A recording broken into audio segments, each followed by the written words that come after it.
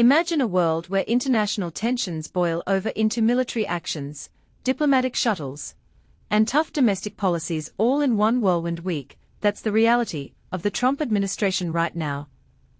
And it's got everyone on edge. From high-stakes talks on Ukraine to a crackdown on Venezuelan drug routes and sweeping immigration changes, these developments could reshape global alliances and borders. Stick around as we break it all down, because understanding these moves is key to grasping where America stands on the world stage. Let's kick things off with the buzzing activity in the White House corridors. President Donald Trump has verified that he recently chatted on the phone with Venezuelan leader Nicolas Maduro. This revelation comes at a pivotal moment, as the administration ramps up its strategy to curb what it sees as threats from Venezuela. For those new to this, Venezuela's political turmoil and alleged links to drug trafficking have long strained U.S. relations, leading to sanctions and now more direct interventions. Today, Trump is set to convene with his national security advisors in a crucial session focused on Venezuela. This gathering underscores the intensifying efforts to apply pressure on Maduro's regime, which the U.S. views as a hub for narcotics flowing into America. But here's where it gets controversial. Amid this, bipartisan lawmakers are raising red flags about a recent military operation in the Caribbean. Reports emerged of a follow-up airstrike on a suspected drug-carrying boat that reportedly took out survivors from an initial hit. The White House insists the order came from Admiral Frank M. Mitch Bradley of U.S. Special Operations Command, who was fully authorized to act. Yet, critics from both parties question if this crosses legal lines. Could it even qualify as a war crime? Press Secretary Caroline Leavitt pushed back, stating the strike was a self-defense measure in international waters, aligned with armed conflict rules. She emphasized that Trump and Defense Secretary Pete Hegseth have targeted narco-terrorist groups under wartime laws. Trump himself, speaking to reporters on Air Force One, distanced the top brass, saying he wouldn't have greenlit a second strike and that Hegseth wasn't even aware. This discrepancy has folks wondering, who's really calling the shots here? Shifting gears to diplomacy in Eastern Europe, Jared Kushner, Trump's son-in-law, and a key advisor along with Special Envoy Steve Witkoff, are en route to Moscow. They are heading there after weekend discussions with Ukrainian officials in Florida. Witkoff is slated to sit down with Russian President Vladimir Putin on Tuesday. For beginners, this is part of a broader U.S. push for peace in the Russia-Ukraine war, which has dragged on for years, causing immense human suffering and economic ripples worldwide. Ukrainian President Volodymyr Zelensky, speaking in Paris, highlighted how thorny territorial disputes are the biggest hurdles. He stressed Kiev's need for ironclad security guarantees, independence, and sovereignty preservation.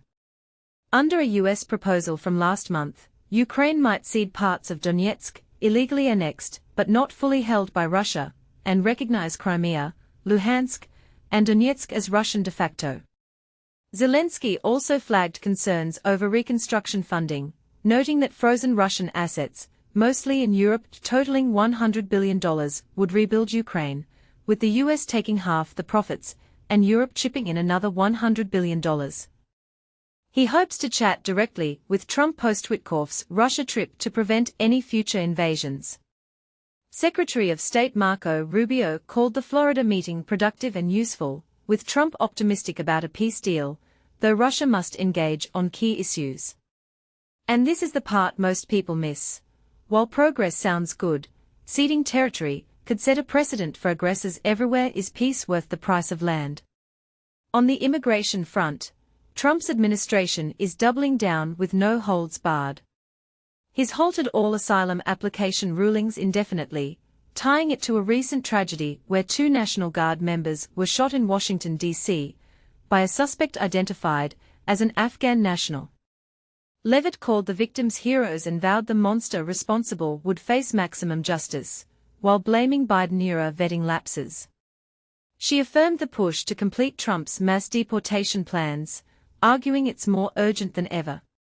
For context, asylum seekers often flee persecution, but this pause means families in limbo, raising humanitarian concerns. Trump even hinted at denaturalizing some citizens, a move that's sure to ignite debates on citizenship rights. In a bold domestic move, Leavitt defended Trump's plan to pardon former Honduran President Juan Orlando Hernandez, who's serving 45 years for U.S. drug trafficking charges. She claimed it stemmed from Biden's over-prosecution due to his opposition to that administration. Trump reportedly acted after hearing from Hernandez's backers. Critics argue this undermines the very anti-drug rationale for Caribbean strikes. How can you pardon a trafficker while bombing boats? Leavitt brushed it off, but it leaves many scratching their heads. The U.S. military's anti-drug campaign is in full swing, with 20 strikes on suspected vessels in the Caribbean and Pacific, plus Operation Southern Spear deploying over a dozen warships and 15,000 troops. Trump warned via social media over the weekend that airlines, pilots, and criminals should steer clear of Venezuelan airspace, though he later downplayed it to reporters. Last week, the U.S. labeled Maduro and allies as foreign terrorists, opening doors for potential strikes inside Venezuela. Caracas fired back, accusing the U.S. of murder after admitting some victims were Venezuelan citizens. More than 80 lives lost in these operations, and without a formal war declaration, legality hangs in the balance. Senator Angus King called a follow-up strike a stone-cold war crime, demanding chain-of-command probes. Hegseth defends the actions, but bipartisan scrutiny mounts. Domestically, Trump's week includes his 9th cabinet meeting on Tuesday, followed by an Oval Office reveal on Trump Accounts, a program to set up savings for newborns' families, aimed at boosting financial security from the start. Thursday brings meetings with Rwanda and DRC presidents, then he and Melania light the national Christmas tree. Friday, he's at the 2026 FIFA World Cup draw in D.C., where groups and matches get unveiled, a fun contrast to the heavy geopolitics. On healthcare, Senate Minority Leader Chuck Schumer says Democrats are hashing out a bill to extend Enhanced Affordable Care Act subsidies. In a deal with Majority Leader John Thune, they'll vote this month to reopen government, but a clean 2-year extension seems a long shot. Internationally, Trump spoke with Israeli PM Benjamin Netanyahu, inviting him to the White House soon. They covered Gaza, Syria, Lebanon, and Iran, plus Netanyahu's pardon request in his corruption trial following Trump's letter to Israel's president. Zelensky briefed UK, French leaders, and Witkoff before Moscow talks. In economic news, the US and UK struck a deal. Britain hikes NHS drug prices by 25% without rebates, plus UK pharma investments in America. In return, no tariffs on UK imports during Trump's term, a win for lowering US drug costs by mirroring global pricing. The UK exported over $8 billion in pharma last year. It's the only nation snagging zero tariffs, bolstering its life sciences edge. Wrapping up the Venezuela angle, tonight's 5 p.m. Eastern Time Oval Office huddle includes Hegseth, Joint Chiefs Chair General Dan Kane, Rubio, Chief of Staff Susie Wiles, and Deputy Stephen Miller. It's amid military build-up and pressure tactics to halt land and sea drug flows. The weekend was packed. Ukraine diplomacy showed promise. Venezuela calls amid defiance from Maduro, indestructible, untouchable, and immigration escalates post-shooting. Phew, that's a lot to unpack. These policies blend bold leadership with risky edges, from potential war crimes in strikes to territorial concessions in peace deals. What do you think? Is the administration's aggressive stance protecting America, or pushing us toward unnecessary conflicts? Should pardons like Hernandez's be on the table amid anti-drug wars? Drop your thoughts in the comments. Agreement, disagreement, or hot takes welcome. Let's discuss how this all might play out.